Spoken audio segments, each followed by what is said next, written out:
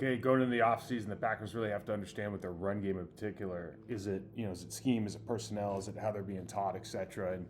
And one of the things you always look at, I think, when you're building out a run game is like, what do we want to hang our hat on? Are we an outside zone team? Are we a downhill team? Are we in a pin and pull? Are we a power? Now, obviously, if you've got a really good offensive line, which I don't know that they're there yet, you want to be good at everything, but still, just as a basis of your offense, you hear this from particularly guys in the Shanahan tree. You hear this all the time. We're going to base our offense off of wide zone and attacking the edges, and then we're going to kind of build our passing game, our play action stuff, and really everything off of that. That doesn't mean you're not good at other things. It just means you need a staple to hang your hat on. In order to do that, you have to be extremely competent and capable with that wide zone play. I pulled 4 plays in a row from the Chicago game, and guys, I literally just got lucky, hit number 17. They were down in the red zone, they're running the football, and I looked at the next 4 or 5 plays, one of which was a touchdown pass.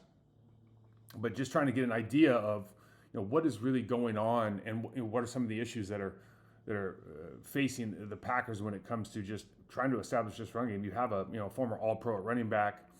You've got weapons all around, but this it seems like this offense is only going to go as far as this running game allows it to, at least in the immediacy.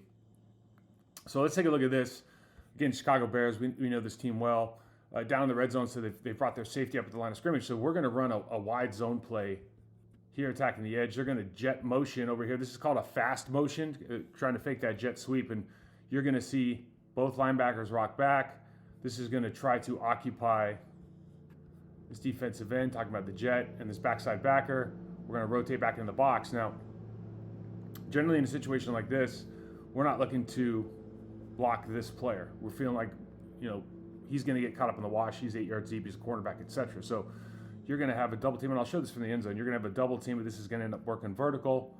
And then you've got a double team to the Mike backer. You've got a double team backside. You're going to book this end. And this guy's either going to run himself out of the play, or he's going to at least hesitate. Both these guys on the backside should hesitate. So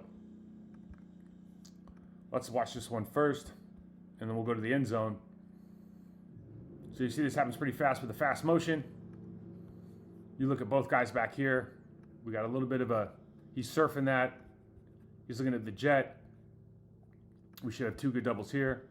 We should have 2 good doubles here. And really, we can hold this backside. They can even push this back if they wanted, seeing as how this linebacker's going outside, or they can push it through all the way to the safety and go for like the touchdown block, right? Now, some teams are going to say, you know what, we actually want to push all the way out to the corner. We want to push here. We want to push down, and we'll book these backside 2 guys, and that's why we've put this jet sweep, or this fake jet sweep, in place. I don't think they're doing that here, but I also, as you watch some of these clips, and this is not the first time it comes up, or not the only time it comes up, we got 2 guys going to the same player. Confusing. I'll show you. So we run through, not a lot of action there. We'll look at this from the backside now. So again, on that motion right here, you're just going, okay, just kind of idiot math here. I'm going up. Now I've got a great angle to this backside backer. I can really put my foot in the ground, hold this, because this guy's going to play that jet. He's surfing this play, and against a wide zone, usually, especially when you have this jet motion, you're thinking like, I'm going to make this guy prove that he can track me down backside, and if he hesitates at all, we should be able to get here in one cut and go vertical at some point, right? We can here, whatever it is. But we just have some fundamental issues. First off, we'll start with this tight end tackle. So tackle does a good job pushing off. Obviously, this is not our number 1 tight end, and he's in a bad position, hands outside, feet crossed over, tall. You got issues. He's going to get torn off. We go back. Now this left guard and center, like this is prime with this guy backside. This is what I call, like, this is the Hall of Fame block. Like, this is you've got an outside zone play with a backer inside the stack. You can come off and just tee off on this guy and try to create some verticality. And the center takes a good first step, gets his head, and we're really working and pushing this way. I don't know why that got thick there. I like it though. And then we get eyes on the backer. We can show up late. And then you've got tons of time here, especially with this guy playing backside, to secure this backside 3 technique. Again, safety's not even, or the corner's not even in the conversation right now. So watch this play through. We know what happens on the tackle tight end. We go to the guard center. And it's just part of the program that he's taking this wide step, talking about Aaron Banks, takes this wide step, and this really ends up putting the center in a bad position. Not that he takes a great first step, but it puts him in a bad position. You can see they're fighting against each other, and the backer is all the way backside here. So we've got one vector going this way, one vector going this way. Left guard ends up getting pushed off, and then obviously the center's in a terrible position. Now, interesting part here is they bring this backside guard to get through to this, really +A defender. If this is what they're trying to do, maybe they're just sending 2 guys to the same player, but this is unrealistic to think that Belton's going to be, if this actually stayed play side, he's going to be able to get all the way over there. So I think that they're probably making a mental mistake there. But you can just see there's just nothing going, and it really starts with we're not very good here, and then we're obviously not very good here. So this might be considered a scheme thing because we got some issues with the tackles going to this backer, these guys obviously going to a backer, and we got the backside guard going to the next backer over. So there's some learning issues there. But this is also just a fundamental breakdown as far as technique goes. You see Sweat ends up making the play on the backside. If you surf this, you should not be able to make this play on a wide zone because this cut should be so fast. Okay, so we go to the next down. And they've got a 6-man box. Safety obviously on the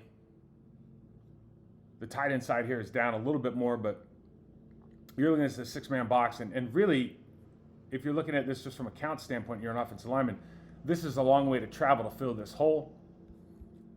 So you're feeling pretty good about keeping your count on any kind of downhill run. So we just have duo here. So duo means downhill play, everybody runs it. You got a double to the backer. You got a double to the backer. And you really want to get vertical movement on these 2 guys, not get beat inside, not get beat inside.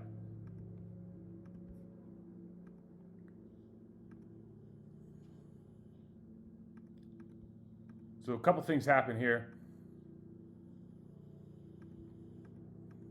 I think we get great movement from left guard, left tackle, and I think Aaron Banks is really good at this particular block, this backside combo, this backside B, play side deuce, however you want to look at it. Like, that footwork is all the same, and he does a fantastic job of lowering and really striking same foot, same shoulder. Walker comes through. They get great movement. They do not get good movement over with the center and the right guard. The center kind of is body presence only here. Belton gets, and Jared's a great player, obviously great leverage player, but you can see he just kind of gets bent a little bit. But the big issue here is there's some sort of miscommunication. We're not sifting through to go here. We're just kind of going direct, and you're leaving, arguably their best player on defense, at least on the defensive line, Montez Sweat, wide open to make this play. Doesn't make a ton of sense. And then obviously on the backside, you got an issue with not having Tucker Kraft in the game, having a tight end issue here against a good player in 94 for the Bears. So he whiffs. Basically, your 2 ends are unblocked. So again, this is not, at least in my opinion, like this is you see a lot of conversation here, like where are we going? Okay, we've checked this. Where are we? So there's maybe some not miscommunication, but there's some hesitancy about where should we be headed. But this kind of stuff, this is not, if you installed this play on day 1, which you probably did, you're just not thinking you're going to leave this player and then whiff on this player. It doesn't enter into your mindset.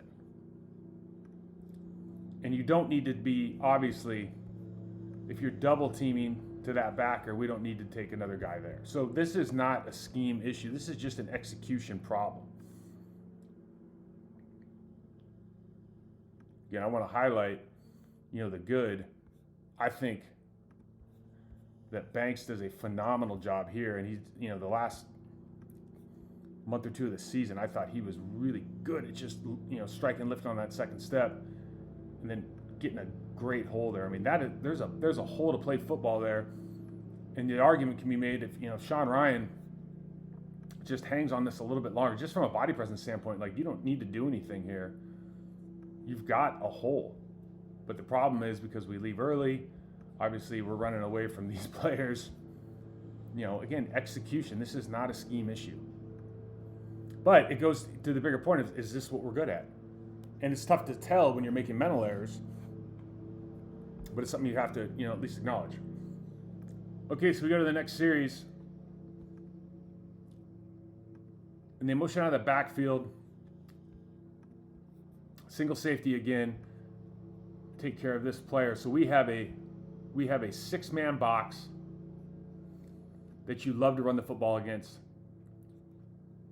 Tight ends in, and they're going to run a pin and pull. So we're going to down block. Let me erase some of this stuff for you guys.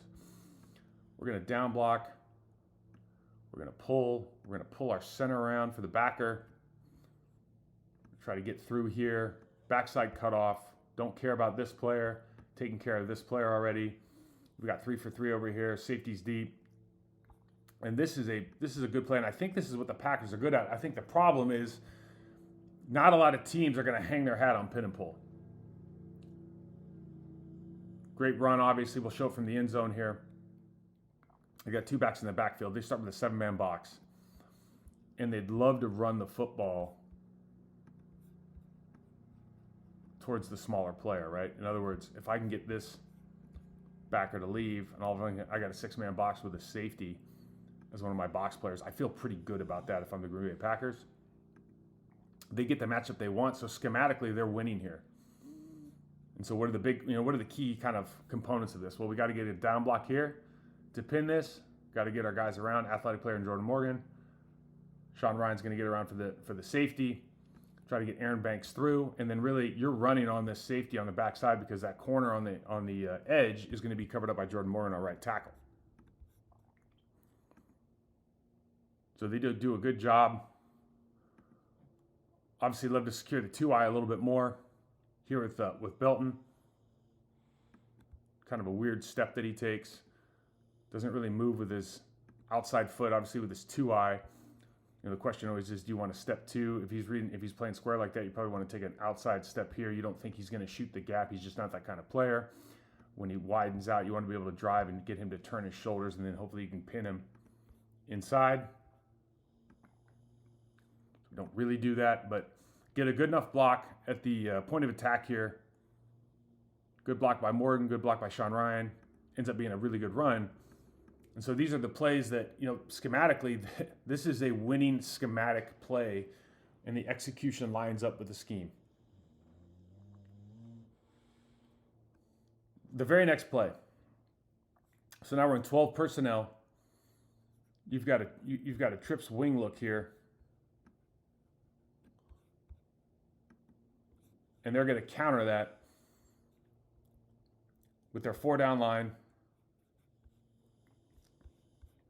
And they're really going 8 in the box if we want to count this overhang player at the safety position, just to accommodate. We got 1, 2. They can play man coverage from here.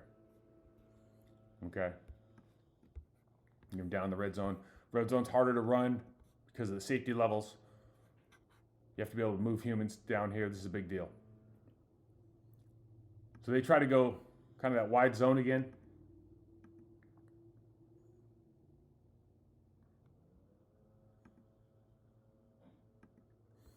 And Booker on the backside just beats our tight end.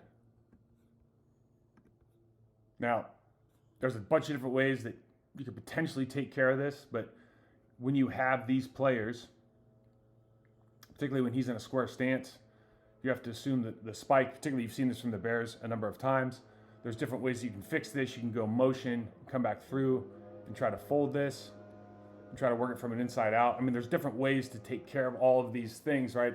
Especially after the play. But the reality is, they're in a situation where I think schematically you're looking at this as a W. You're looking at this as a win. Just have to execute from a personnel standpoint, or from a. You just have to make sure you win with execution here. So again, some teams like to run to the guard bubble. Some teams like to run to the 3 technique. It depends how good you feel about, ultimately it feels like when you've got a player like this, do you feel like you can hook him? Do you think you can get movement? He's not particularly wide. His inside foot's inside your outside foot.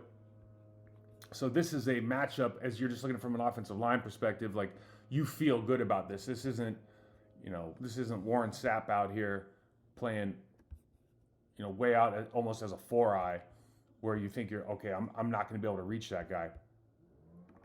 So you feel good about this reach. Obviously out here at the wide zone position, you don't have to hook him. You just have to make sure that, effectively you just got to make sure he stays out there. And then you're going to be running, first off, this player. Well, first off this block, but you're really is going to end up where this guy goes is where the running back is not going to go. And you've got everything you want here from a, you cut this defense down the line. You've got 3 for 3 plus your running back. Big block here on the backside by the guard. This is really the key block of the play. We can go through the backside tackle, and then this backside cutoff is huge. And again, there are solutions, especially as I'm watching this, 2 weeks later, where you could hypothetically just take Musgrave, do a short motion back, and pin like this, and that helps you kind of push this up, especially if we're thinking he's in some sort of man coverage where he's just going to play this off and you'd be in good shape. But nonetheless, we see what happens here on the play side. They get what they want. You don't like kind of the lack of technique over here, outside hands, all of that. Like the way that Belton comes off the ball here at the guard position.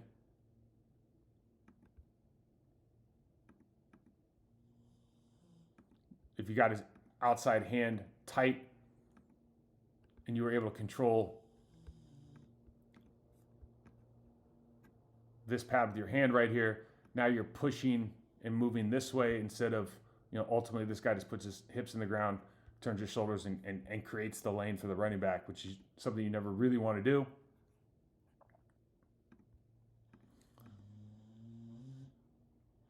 Great job, not a good job, a freaking great job by Aaron Banks again. Sean Ryan does a good job of getting up where he needs to get. Again, these linebackers are trying to box this play and force it back. So really it just comes down to, can you get this on the backside? Now, they can't, and they've proven they can't. So then the argument becomes, well, Mike, this probably is a scheme thing, right? Because at some point you have to be able to say, like, I know, or I'm pretty confident that 94 is better in the run game than 81. I just don't feel confident he can get that. Now, there's so many things you can do here to solve this problem, and we don't do a lot of this stuff because we want to keep it simple. If you didn't want to motion your back, you can always fold this. But obviously you're worried about run through, but they haven't shown that. There are, you can motion this guy short motion. You can bring him through. You can bang this back. There's so many ways to tackle this, right? And sometimes, guys don't want to get too complicated. They want to be able to play fast. They don't want to have too much communication. Maybe we don't feel just, comfortable and confident in, the level of kind of football IQ in this room, particularly when it comes to the run game. So there's a bunch of different reasons for it, but other teams are doing this stuff, and it is possible. I think the big thing to look at is if you just start at the tackle, you've got, from this over, you've got phenomenal leverage and numbers. You've got to feel really good here. I mean, you could hypothetically AA this and take the center all the way up and help the guard if he needed. Banks does a great job on this player. You've got everything you want here. We're going to get a safety fill. You don't really think about that when you're thinking about the run game fits right now. So you've got plays that are fantastic here. Again, love to get that guard to see him flatten, and that's all about that outside hand and just technique. But really, it just comes down to the backside I think this is a tough ask for this guy, to be fair, especially when he's spiking. I don't know there's a lot you can do about that. You see how this backer slow plays this when he's tight like this. Do you want to just slow play this a little bit more, seeing how he's not sprinting right away? Can you hesitate and just give a little hand? These are all things that, again, you want a game plan for, but they're certainly very easy for me to look at right now and go, oh, you should have done this. But reality is, like, that's not how football works. But that's the key to this. Okay, so we've run a couple of wide zones. We ran a pin and pull, and again, what can we hang our hat on? What's that thing that we're really good at? What's schematically, things have looked pretty good, but you can always make the argument that if you don't have the personnel, then the scheme doesn't make sense. So with these guys up at the line of scrimmage, they're in base defense. Talking about the Bears here, you're kind of expecting, with all these guys up, you're kind of expecting a spike. Okay, so if you're expecting the spike, instead of maybe having originally a double team here and a double team here, you might be saying to this guard, okay, we need to adjust this. We need to bang up on this spike defensive end. We need to be able to cut off. We'll book this guy because it's a dive play.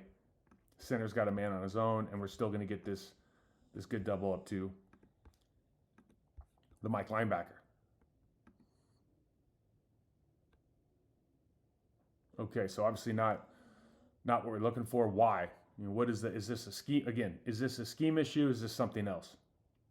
So first off, ideally, if you're just looking at this, ideally, you're going to get a double here up to this linebacker. You're going to get a double here all the way backside to this backer. We got an out block, base, okay? Now the Packers maybe have made a call here schematically because they think these guys are going to spike, which makes sense, given that there's a safety on the edge here. That might be a corner, but you're going to get incredible movement here. And sometimes when you're playing the game and you get this kind of movement that they get, I'll show this. When you get this kind of movement, like, you don't give a shit about your linebacker. Now you should. But look at the movement there. That's 5, 10. It's as many yards of movement as you want, and you just kind of feel good about it. Okay, but over here, instead of getting this double,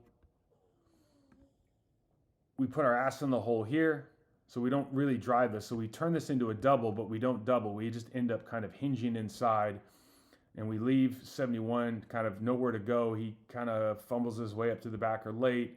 And then we put Sean Ryan on Grady Jarrett by himself. And then to top it off, we got a spike player here that 81 can't handle. Okay? So all of these things, as you see, and again, like, we're just watching film here. Stance, if they're spiking, and if they've made that call, you got to think he's coming across. Right? That's how this goes. You make a gang call or B1 or something on the backside. So they get great movement on that backside, but unfortunately, and Sean Ryan actually does a pretty good job here because his footwork's so good, even though he's got that spike to the backside A, he ends up getting Grady Jarrett out of the play. So if I'm Sean Ryan, I'm calling this, it's not ideal, but I feel pretty good about that. I feel pretty good about my footwork. I feel pretty good about kind of giving Josh Jacobs somewhere to go. But your tight end's stepping out. First step here, when you're thinking spike, take that inside step to cut off. You get nothing from Belton because he's stepping out and we're stepping in and we're not trying to drive this guy off the spot. And it just ends up being a big nothing burger. Obviously, on the combo side of this, you need to end up and get eyes on this backside player late. But listen, sometimes when you get this kind of movement, you just, you take it as it comes.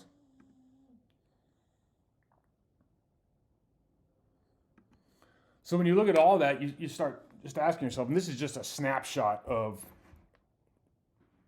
one game, although this is the third time they played the Bears, we kind of know what they're going to see from a personnel standpoint. I don't know if they're mixing it too much up. Like nothing that we just saw here is something new, and you just kind of see the lack of, and we got a lot of young players, particularly on this right side, but you see it's kind of the lack of confidence in what they're trying to execute or how they're going to do it. That is a real issue, and this is the really tough thing for a head coach or a personnel guy or a position coach is when you start looking at this and you go, well, schematically, like we've got this figured out. There's a lot of ways that we can win here, but consistently we're not. We're losing at the tight end position a lot.